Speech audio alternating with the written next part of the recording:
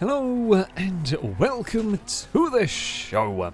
We start this week's FailRace episode with Red Dragon on GTA 5. They are racing around, well, they're trying to get away from the police, as you do, racing through the canals area. Now, with the big bumps and jumps, it's easy to get yourself in trouble. This managing to sort of overshoot the turn, end up going back the way they came. Well, the vehicles that were following them are still there, and funnily enough, you can use an armoured Kuruma, it's a hell of a bounce, to launch the chasing police vehicles into various bits of scenery. Sapling's up next on Driver San Francisco, the mission to try and stop a car. Well, it didn't quite hit with the first one, so they go and grab the next one, a big heavy-duty ramp truck. Now, of course, this will do quite a good job of stopping the vehicle. Indeed it did. Unfortunately, there's a lot of momentum and the poor person there. I'm not sure you've rescued them. Just that sort of freeze frame at the end. I'm not sure that's a rescue mission. Yeah. it's a big hit. Kitchen Bear up next on Grid Legends is racing around in a Renault Formula 1 car and finding out that indeed it probably will roll. Somehow managing to get it all the way up onto two wheels off the smallest car. Kind of sadly, we didn't get to see if it would fully fall over because the tyre bundle was there, although I think it had the momentum that it would have done. But yeah, that is rolling a Formula 1 car off the smallest curb imaginable. Speaking of rolling, BS Raven up next on Art of Rally. Of course, we all know that rally cars, they will roll, they will bounce. This one managing to bounce over a tree, which is very impressive, not gonna lie.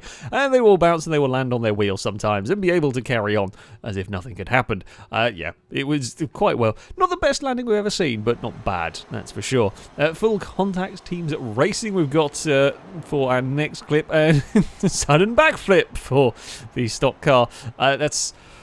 Yeah, that's not how they're supposed to physics. That's definitely not how they're supposed to physics, or how any of that is supposed to work. But again, it's another, we'll land on the wheels and carry on, no problem.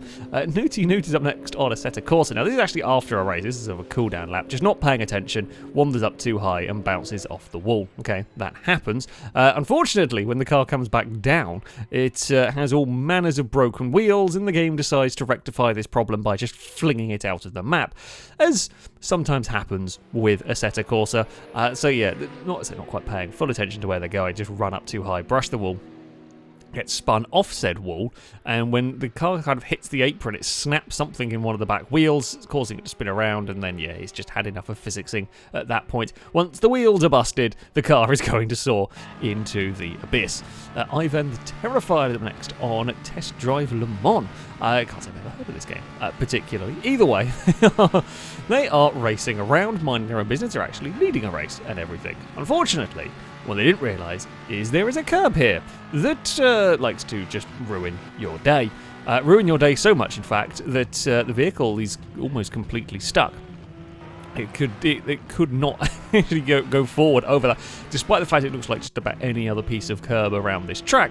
Nope, it is not advisable to hit it in, different car, pretty similar outcome. Slightly less disruptive that time as it manages to land and carry on, but yeah, that is a nasty bit of curb that you do not want to mess with. Still Guns up next on Forza Motorsport with not nasty curbs. This is just the disappearing track. I have seen this a little bit sort of occurring in Forza games, but just there's no track. There is no track at all to be racing on. I do find it amusing that this one, it comes back briefly, and there is some bits of scenery around just about. The game is desperately trying to figure out. I mean, we've got bits of the circuit, bits of the runoff area are appearing, bits of grass sometimes are appearing. It's some reason the actual track surface itself isn't. Now all the grass has decided to disappear. Some of it's coming back as we try and head through Maggotts and Beckett's. It's Forza. Oh, Forza indeed. It will do its thing sometimes. Spooky Squid is up next on Cyberpunk. Now they have, I presume, just got away from some sort of wanted level, right?